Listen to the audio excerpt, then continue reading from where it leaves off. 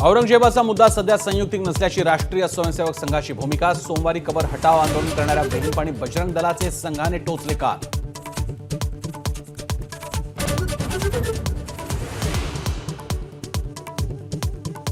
हिंदू आंदोलकांविरोधात पोलिसात तक्रार द्यायला आलेल्या मुस्लिम युवकांनी औरंगजेब जिंदाबादच्या घोषणा दिल्याचा व्हिडिओ व्हायरल. गणेशपेठ पोलीस ठाण्यासमोर सोमवारी दुपारी घोषणा दिल्याचा व्हिडिओ.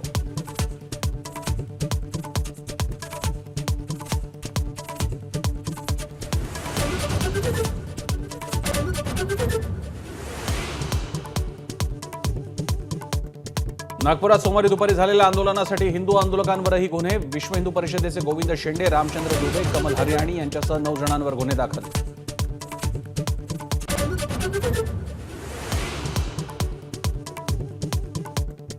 नागपुरातल्या राड्यासाठी जबाबदार मास्टरमाइंड कोण? गणेशपेठ पोलीस स्टेशनमधील एफआयआर मध्ये आहे तरी काय? मायनॉरिटी डेमोक्रेटिक पार्टीच्या फहीम शमीम खाननं बेकायदेशीरपणे जमाव गोळा केल्याचा उल्लेख.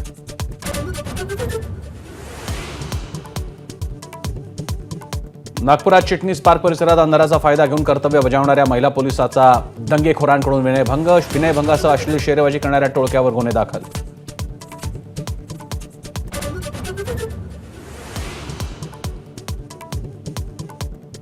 नीलम गोरेंवरील विश्वासदर्शक ठरावावरून विधान परिषदेत गदारोळ. प्रवीण दरेकरांनी मांडला प्रस्ताव. कोणत्या नियमाप्रमाणे विश्वास ठराव आणला? अनिल परवांचा आक्रमक सवाल.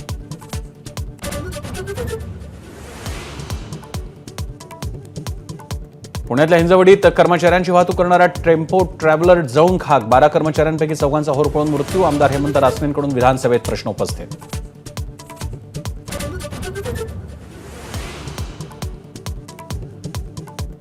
हाय सिक्युरिटी नंबर प्लेटवर विधानसभेत चर्चा. प्लेट बसवताना फसवणूक, मुदत वाढवण्याची भाजप आमदारांची मागणी. सत्ताधारी आमदारच म्हणतात नंबर प्लेटला 1200 रुपये लागतात.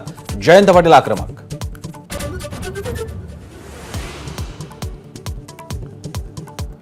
राज्यभरात आज रंगपंचमीचा उत्साह. होळीनंतर 5व्या दिवशी लहान थोरांचा रंगवण्याचा उत्साह शिगेला. नाशकात पेशवेकालीन 7 रहाडींमध्ये साजरी होणार रंगपंचमी.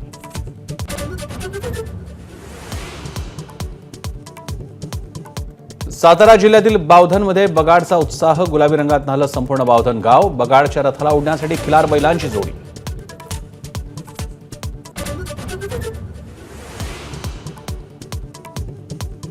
अंतराळवीर सुनीता विल्यम्स पहाटे पृथ्वीवर सुखरूप परतल्या. 9 महिन्यांच्या अंतराळ वासानंतर पृथ्वीवर परतण्याचा योग. मोदींनी दिलं भारत भेटीचं निमंत्रण.